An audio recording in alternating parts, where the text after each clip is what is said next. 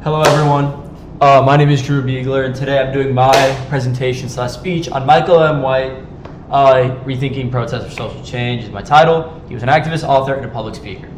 That's it for this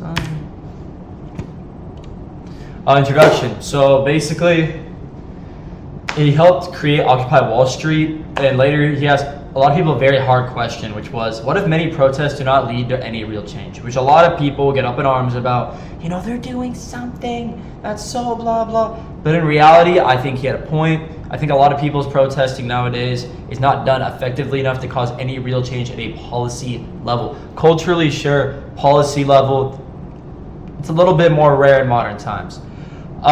He's now a part, at least Micah is, he speaks about building movements that last. He includes very real civic action, and I guess my goal in this is to explain who he is, what he does, etc. What he advocates for. So he's very for rethinking the traditional protests for this century, for the 21st century, and he has this critique of collectivism, which is when people repost something online, on Instagram, on Snapchat, of something political that does nothing at all for anybody, does not change anything. People click on it for a second, and you do it because you want people to think you're a good person. That's about it. Now, there's this movie I really like called Elizabethtown, right? And there's a saying in it, in the movie, they say, don't give me ice cream, right? And basically, don't give me ice cream.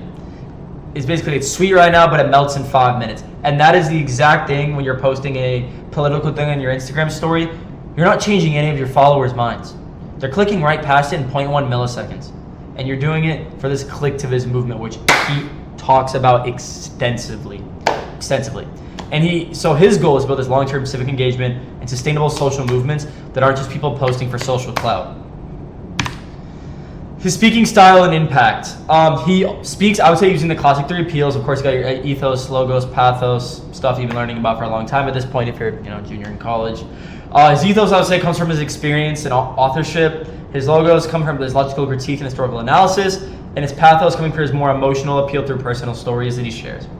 I guess this whole structuring of how he structures his points is just a clear problem-solution model with calls to action. Why I think he's effective. He appeals to shared values and civic responsibility. He offers actionable steps, not just criticism. And he encourages broad engagement across political divides. He speaks to shared values like fairness and community that reaches, I would think, many audiences. And he gives these steps that people can almost I guess you could say try today. For example, you can meet with your neighbors, join local boards, push for policies, blah, blah, blah, other than just posting on your phone device, right?